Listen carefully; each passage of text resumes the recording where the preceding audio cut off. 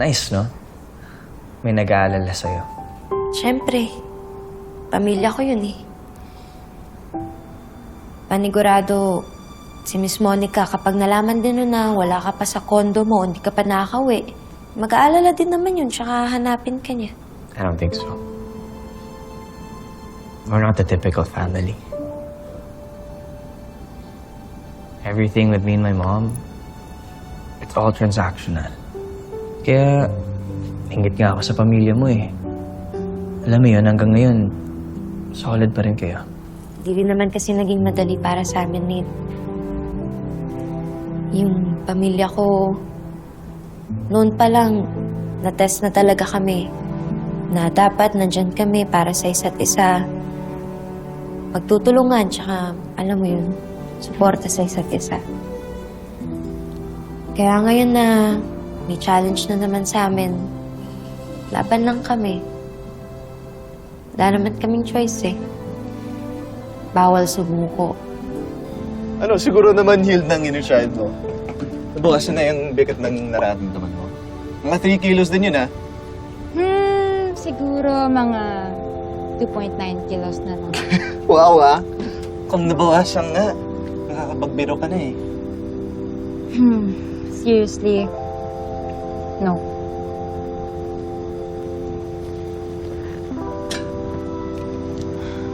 Uy, careful ka. Imagine, my lola, mind you, she's my closest family member. Ang ine-expect kong kakampi ko, pero wala pala sa side ko. She's Team Jenny pala. Pero same group naman kayo, so what's the issue? Tsaka, mukha rin naman siyang mabait, ah. Joke lang. Siyempre, ikaw ang bias ko. Kind or not, doesn't matter. Because I learned something about her na hindi ko kayang tanggapin. Maybe we're meant to be enemies. Enemies?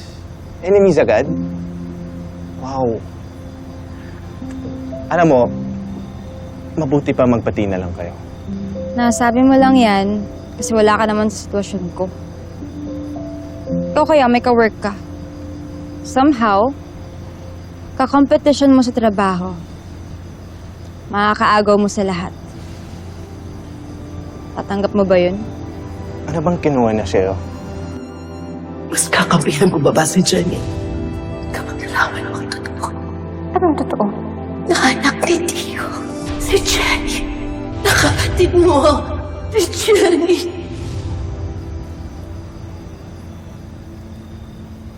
Hi. Alam mo, I wish to be that star. So big. So bright and high.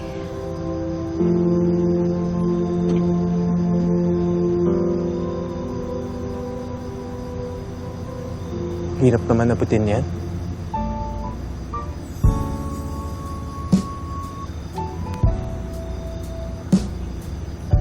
Buti pa. Stick with me. Mas higher pa dyan ang bibigay ko.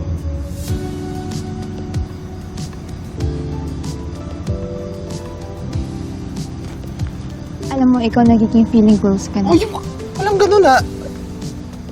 Siyempre, ang ibig kong sabihin is, patatawanin kita. Ikaw comfort. Cap. Stop trolling me, okay? I'll call my driver na nga. Nice. Megan, answer us. Something happened to your lola. Dinala namin siya sa Sacred Miracle Hospital. No. Megan, what happened? Si Lola. Megan! Nakakatuwa kasi marunong kang magmahal at magpahalaga sa lahat ng mga taong importante sa'yo. And,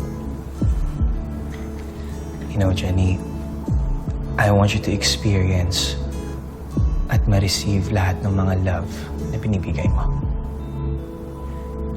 If you just let me